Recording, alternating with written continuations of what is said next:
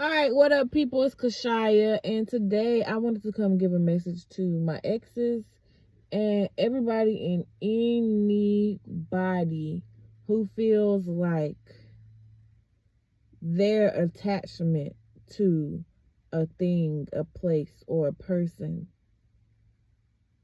is based on, their love for a person, rather, is based on the acceptance of the thing that they are attached to. Let's talk about that, right? So, a prime example. In a relationship, when you spend time with a person, you establish a bond with them. There's a bond that is attached there. For some spiritual people, it's a cord, a stronghold. There are attachments physically and spiritually to a thing or a person, a place, just all of the things, the nouns, right? And when that attachment is then removed, there's a piercing or a longing for a thing. But sometimes that attachment to a thing then turns to a hatred or despising that same thing, right? Because your love or your attachment for that person, place, or thing was so strong that when it's removed, it changes something in you, right? It shifts how you show up or how you respond to the detachment of that thing, place, person, whatever it may be. And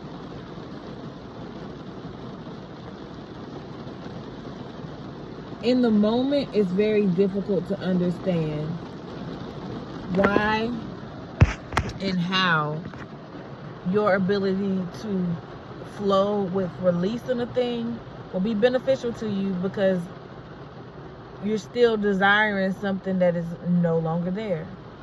And for me, I always use the example of my dad. Because I am still very much so, a huge daddy's girl, and my daddy is deceased. I love my dad. I love my dad very, very, very, very much. He is not here on this earth.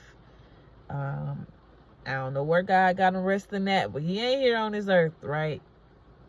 But I love my dad. When me and my dad's relationship, when I was a child, was rocky or shaky, it shifted me. I was angry. It was then a rejection, right? To me, it felt like a rejection. And so how I responded to that thing was with anger. It was with offense. And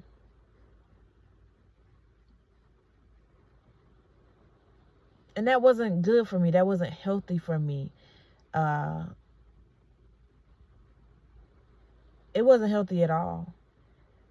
What I'm saying in this message currently is, it is not healthy to hold on to rejection, even if you're not aware that that's what's taking place. It's not healthy to hold on to that. It's not healthy to hold on to things that have let go, that have moved on, that have passed. It's not healthy. It does not mean that the thing that is now choosing to move on, right? Because we do have a choice. We have choices. We are not obligated to listen to things we don't want to listen to. We're not obligated to watch full videos to be chosen. That's not an obligation. We're not obligated to show up for things that we feel like do not fit us. And that's okay. You can establish that boundary. But it also does not mean that there is not something else out there that will be exactly what we need. Desiring to control or manipulate or to do extremely excessive things, all for the attention of someone, yes, you've made an idol out of that thing, that place, that person. That's making an idol out of something. And it's not good for anybody. It's not good. And the more that I'm continuing to grow, that I'm continuing to learn, that God continues to show me little things and nuances about people, about myself, definitely about myself, and just things happening in life. I have still not been shown anything greater than God's love for me. I could give you plenty of examples, different examples, a variety of different examples of how God has shown up to show that He loves me. But none of them have been wrapped in manipulating or controlling me, shaming me. None of those things are love. And I want you to understand that even though you might be desiring something that you don't have, you might have idolized the attention of someone and not even realize that's what took place. You idolized the attention that was attached to someone. And now that it's being removed, you in the frenzy. You done made this person out to be everything that they're not. All because you were not aware that you idolized the attention that came with a person. Or you idolized the feeling that you had with a person, even though you did not fully value it when you had it. That's not right. It's not right. And it doesn't mean that just because that attention from that place, that person, that situation is removed, that there's not love elsewhere. And it doesn't instantly make that person a bad person. It just means that that was not the connection for you, or that there's something in the connection that needs to be addressed so that it can be mended or different. But it also sometimes means directly what it is, that connection has ended. And that does not mean the world has ended. It just means the connection no longer serves the party. And that's okay.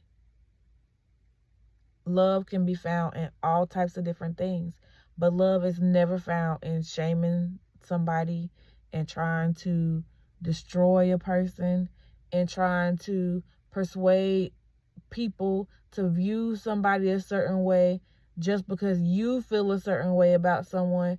That is not love. God is constantly showing me that. That is not love.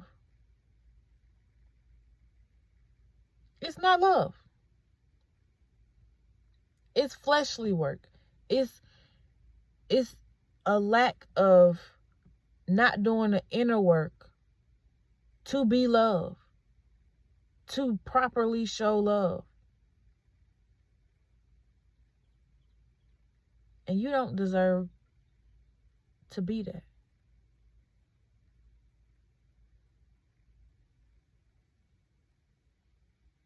Love yourself so that you can fully and properly love others. God is continually walking with me, talking with me, showing me, okay, Kashaya, you can do that differently. Okay, Kashaya, you could have said that differently. Okay, Kashaya, I ain't got nothing to say. You was all right. I don't have nothing to say. Like, how God talks and speaks to you will be differently. But you have to establish the intimacy with Christ, with Jesus Christ. I don't want to just say Christ, because we got some people, they serving somebody else under the guise that is Jesus Christ, and this ain't that. This ain't that. We are all flawed individuals, and the beautiful thing is that our grace God gives. Man can give us grace, but man is not the author and the finisher of grace that we have or deserve within this world. God trumps that all the time, every time. You're not the author or finisher of somebody else's life, even though you so strongly desire to be, from slight offenses,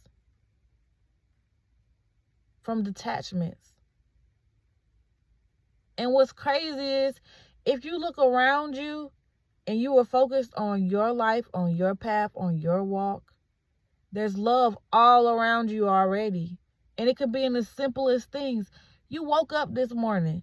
That was God loving you enough to say, here's a new day to try and get something else right, to try and get something done better, to grow, to learn a new lesson, to help or be of service to somebody else's life. That was God loving you to say, here's another chance at life. Here's another chance to focus on today and what you can get accomplished and done within today. I don't believe we were woken up to constantly be attempting to destroy other people. I'm pretty positive God didn't wake us up to walk in that.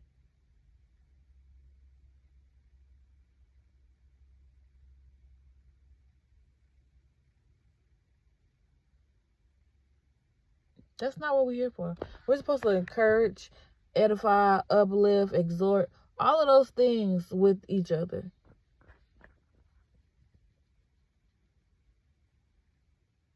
You got energy to tear others down just because they simply disagree with you.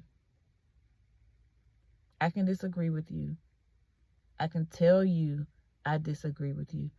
I can sometimes show you I disagree with something concerning you by removing myself. And it still does not mean I hate you or that you're a horrible person. It just means that I've seen something that didn't sit right with me, and I now know I need to remove myself. It doesn't mean you're hated. I don't hate you. There's nobody on this planet that I can think of that I hate. There are some people that I strongly dislike. There are some people that I would choose to love with all of the oceans in between us. And that's okay. That's okay. But I don't have any hate in my heart. I can dislike a lot of things about a person. Still don't mean I hate you. It just means that how you carry yourself, the little things that you do that you don't see or that you choose not to take accountability for. Not the things that you don't see or the things that you see in others and you want to force accountability on them. I'm not going to force accountability on anybody. I'm going to do my best not to do that because it doesn't feel good. People trying to force what they feel like you should take accountability for. You don't know the conversations I have with God. You don't know the conversations God has with me unless I choose to share them with you. And even with the things that God will show and reveal to you, it still doesn't mean you have to hate a person. You can dislike a person and move right on out their way.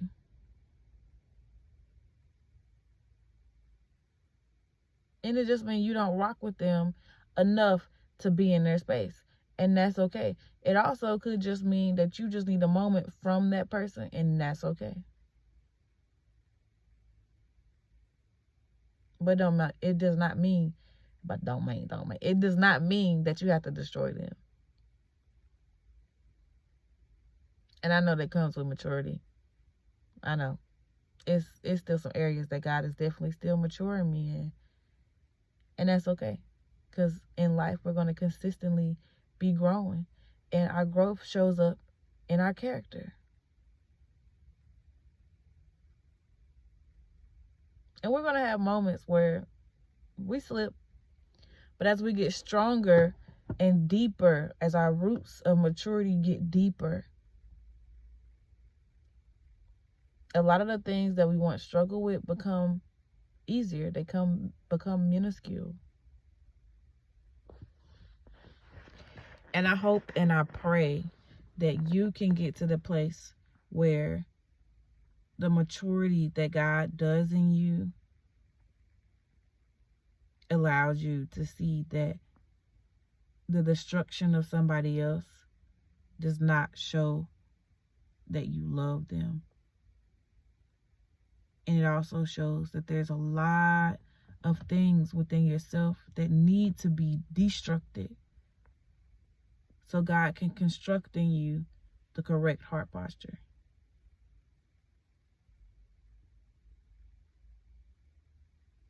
So I just wanted to come and say, I hope you know that you are deserving of love.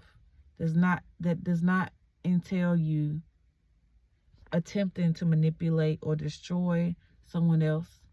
And you're also deserving of a love that highlights how you can do the work to be better, to be stronger, to have deeper roots in spiritual maturity.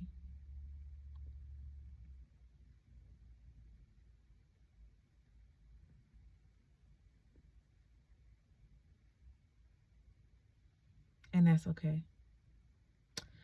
So, you are loved. You are loved. And that's a beautiful thing. Don't allow the construction of ugliness that sits within you to stay cemented that way. Allow God to come in and deconstruct all of that bad foundation and construct in you a good, clean foundation. And the beautiful thing is, he might not even need to destroy the entire foundation. He just might need to dig out this corner and put in better support beams. And that's okay. Foundation still sturdy, brand new. All because of the one little change that you allow God to do. And it's worth it. It's worth it.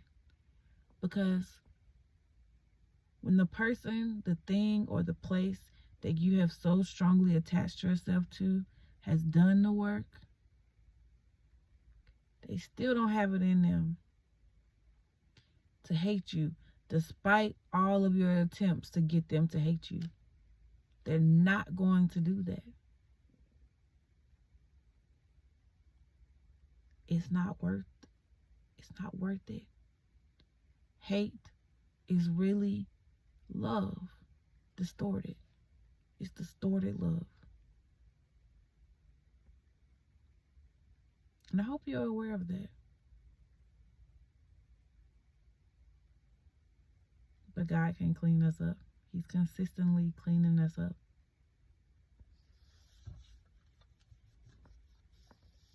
You are loved. You are loved. And love is surrounding you. There's nothing you can do that will cause me to hate you, even though you've done plenty. You've done plenty, but it's still not enough for me to hate you. I can't give you that.